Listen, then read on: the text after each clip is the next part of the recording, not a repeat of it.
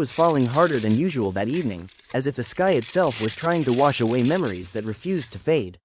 Aisha stood at the railway station like she had done for the past 3 years. Same bench, same time, same hope, 5:10 p.m. People passing by often wondered why she never stopped coming.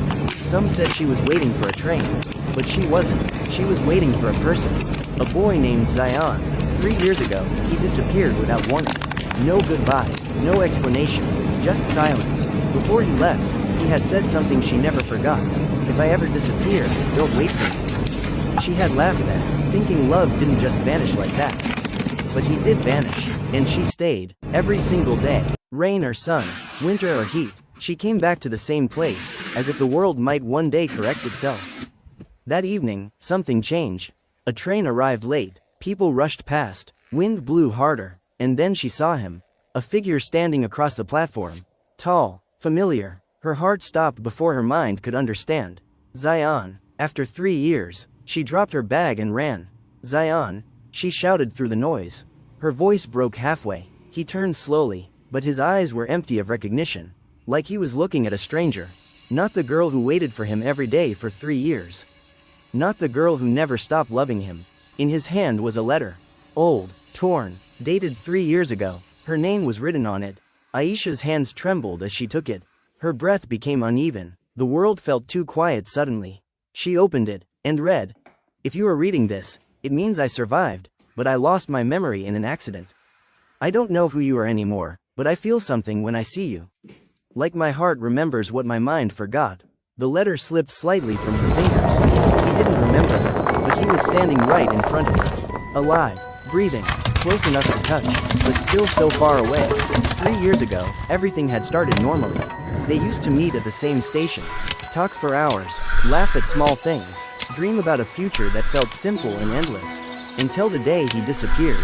No call, no message, just gone, and she had been waiting ever since. Now he stood there like a stranger wearing the face of someone she loved. Aisha tried everything. She showed old photos. She told stories only they knew. She mentioned small details, like how he always bought tea without sugar, or how he always arrived 5 minutes early. But nothing worked. He only listened quietly, confused. And yet something strange began happening. He never left the station. Even without knowing why, he started coming back every day at 5:10 p.m. As if something inside him was being pulled toward him. Days passed, then weeks. Slowly, things changed. His expression softened. His confusion faded into curiosity.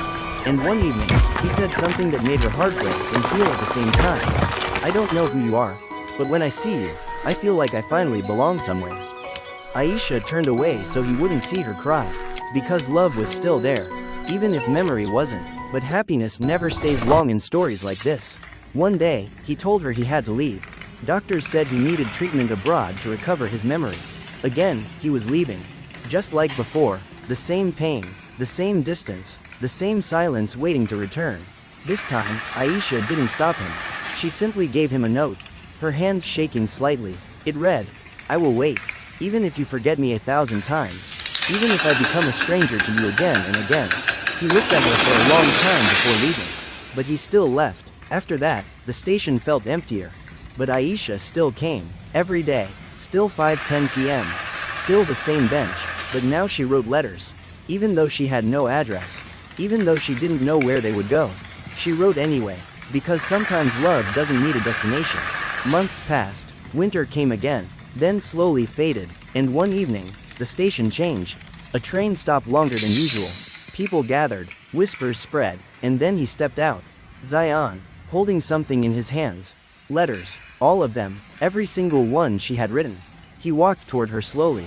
And this time, his eyes were different. Not empty, not confused, but full of something returning.